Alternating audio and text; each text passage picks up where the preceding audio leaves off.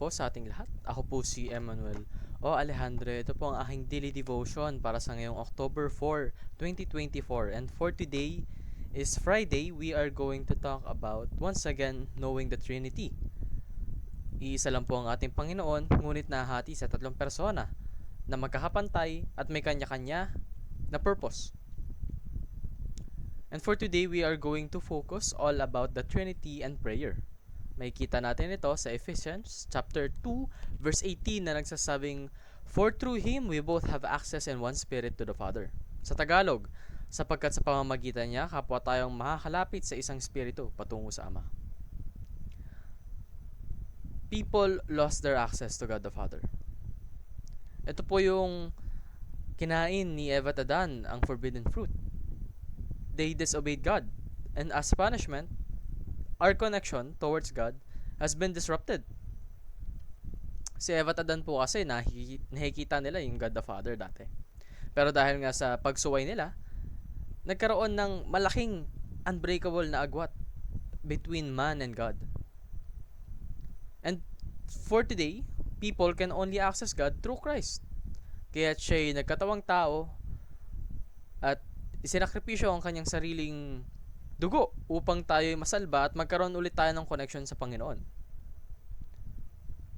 That is the sacrifice of Christ. And that is why we get to connect with God through prayer, no?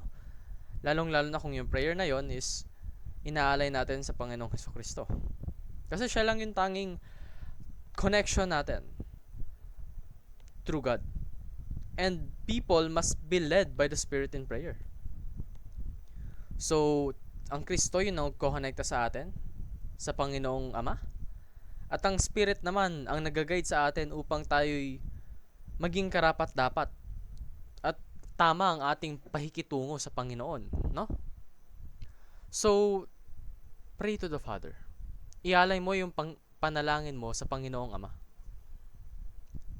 And pray in the name of Jesus Christ sa pamamagitan ng pangalan ni Jesucristo.